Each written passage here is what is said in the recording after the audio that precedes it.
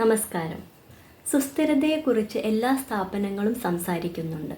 എന്നാൽ ഒരു സ്ഥാപനത്തെ സംബന്ധിച്ചിടത്തോളം എല്ലാ സുസ്ഥിരതാ വിഷയങ്ങളും ഒരുപോലെ പ്രാധാന്യപ്പെട്ടതല്ല.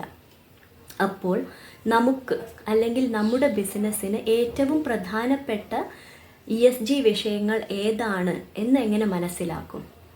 അതിനാണ് മറ്റീരിയാലിറ്റി അസസ്മെൻറ്റ്.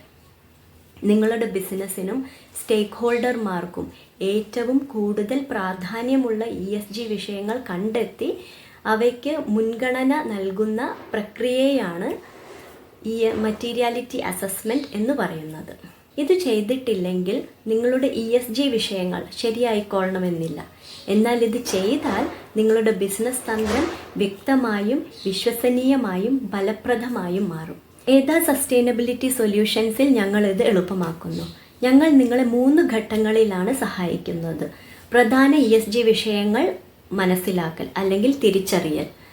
ഇതിൽ ഏറ്റവും പ്രധാനപ്പെട്ട വിഷയങ്ങൾ ഏതാണ് എന്ന് മനസ്സിലാക്കി അതിന് മുൻഗണന നിശ്ചയിക്കൽ. ഇത് നിങ്ങളുടെ ബിസിനസ് തന്ത്രത്തിലും റിപ്പോർട്ടിങ്ങിലും സംയോജിപ്പിക്കൽ. ഇത് വെറും ഒരു ഡേറ്റ കളക്ഷൻ അല്ല, ഇതൊരു മാർഗമാണ്.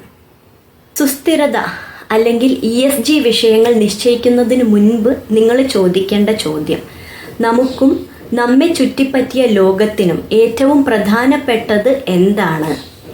അവിടെയാണ് ഒരു യഥാർത്ഥ ESG യാത്രയുടെ ആരംഭം. ഏതാ സസ്റ്റൈനബിലിറ്റി സൊല്യൂഷൻസിൽ ഞങ്ങൾ ഈ ക്ലാരിറ്റി നിങ്ങൾക്ക് ഉണ്ടാക്കി തരുന്നു. നന്ദി.